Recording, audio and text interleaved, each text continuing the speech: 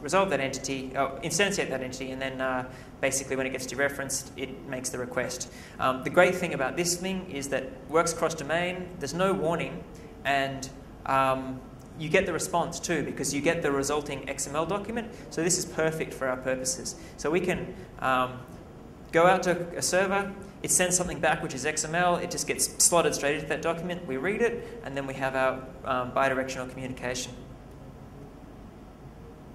Okay, so now we have the first two things of our goal. We've got our persistence, and we've got our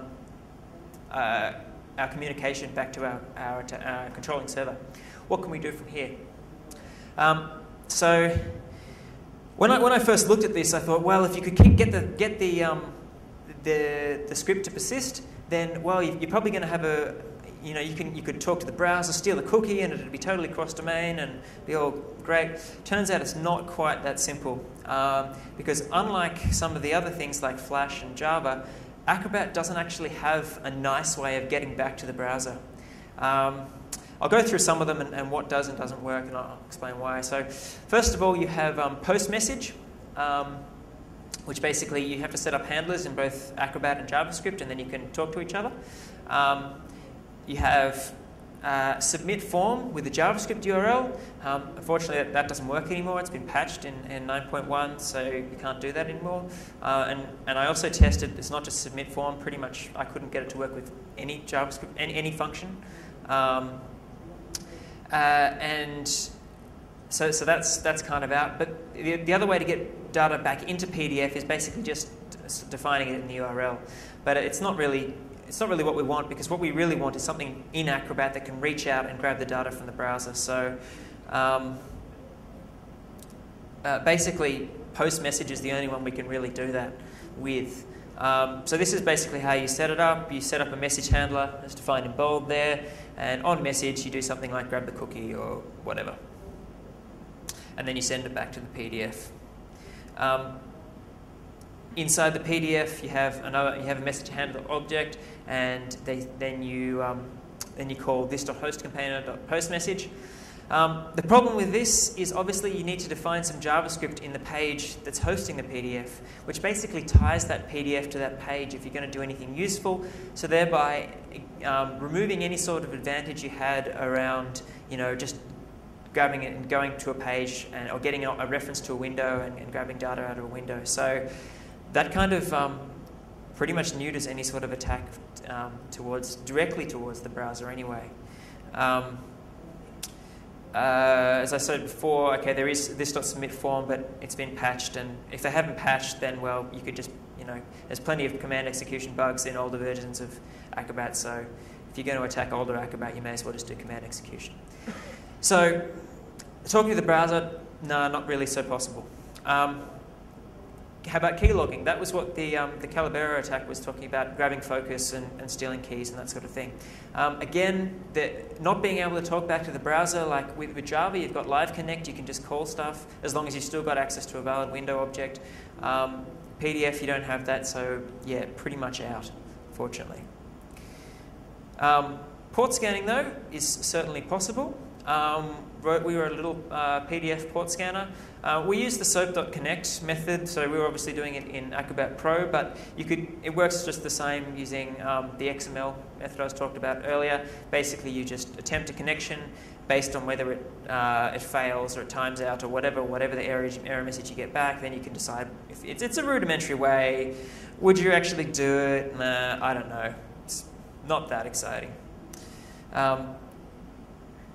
So, not wanting to leave you with kind of, oh, well, we got here, but we didn't really get anything that awesome. I thought I'd talk a little bit about JavaScript injection, because this is sort of something that came out of looking at ways to try and send data back and forth from PDFs. And there was some really interesting stuff that you can do with a thing called FDF, which is Forms Data Format.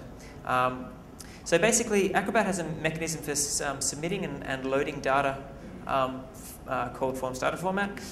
It's pretty much like Post for HTTP. You hit submit, and it will send all of the form data encoded in a kind of a semi-binary format. basically, inside that FDF, you can specify a target PDF file from and the data that you want to load into that target PDF file. The point of FDF is basically to pre-populate form data.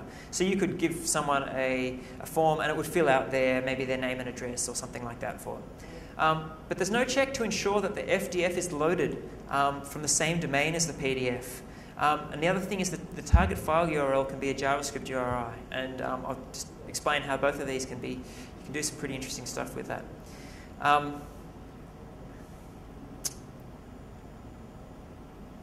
Okay, so that's what an FDF file looks like. A really basic one anyway. We have the /f command, which specifies the target, which is the PDF to be loaded. And then we have the /after command, which says, okay, after you've loaded the PDF, then execute this script. What does that mean? Well, it means you can inject script into Adobe's website, or any PDF for that matter. When I found this, I thought, whoa, this is huge. This is a mad vulnerability. Like, I'm going to get mad creds for this. Anyway, I emailed Adobe. It turns out this isn't actually anything new. This is actually known. It's documented in the Adobe website. Basically, they have a thing called enhanced security.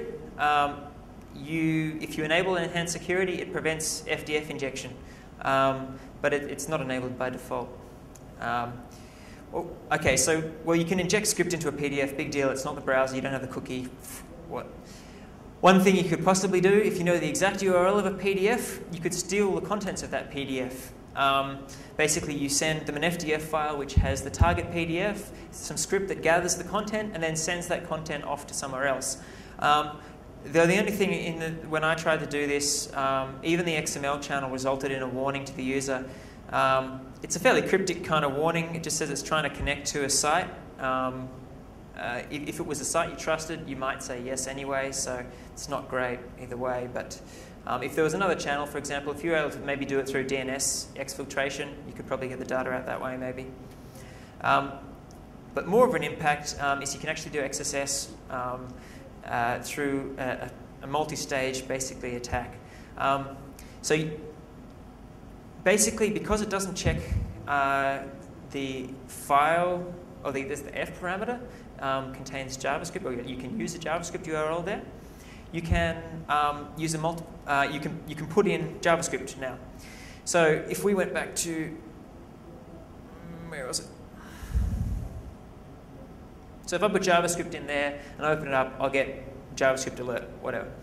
Now, that's not great in itself because obviously you just open a file, you get JavaScript, you get code executing on wherever you loaded that file.